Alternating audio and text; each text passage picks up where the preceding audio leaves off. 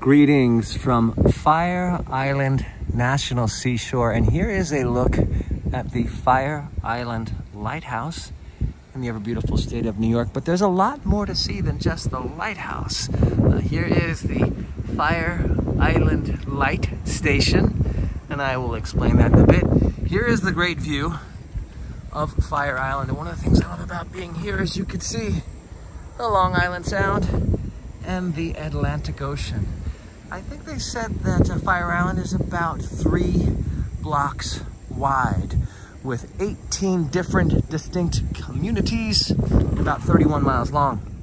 But also back to the lighthouse, this is the very first lighthouse, and there is the structure, the base of it, and you can see that that was completed in 1826. So it's very easy to miss the original lighthouse. It looks more like a well. Actually, it does looks like a well, and that was where you entered right here. So that's the entrance of the original Fire Island Lighthouse. Now, I didn't explain the Fire Island Light Station, and I will go there now because I have been inside, and it talks about the lights that are on top of the Fire Island Lighthouse. And luckily we can see inside as we walk over, and there is the Great South Bay. Here is the inside of the light station, and here you could see actually a reflection of the Fire Island Lighthouse. And there's a tour you walk through, and there's a guide that will explain the transition from the original lighthouse to the lighthouse we see behind us, also what type of glass they use, and greetings from Fire Island.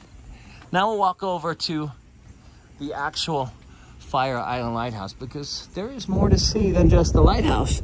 This structure right here is a museum as well as a gift shop.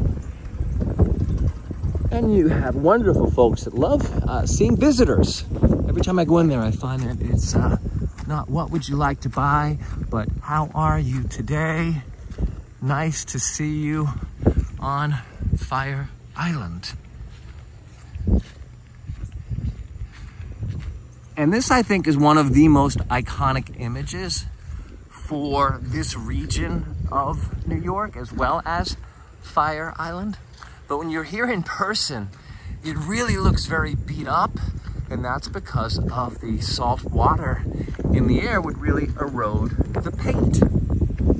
Lots to see. If you kept heading further down to the end of this area, if you went back over to Long Island, you'd be at the Montauk Lighthouse. Very famous locations for this region of New York. And there is Samara Riviera visiting the Fire Island Lighthouse.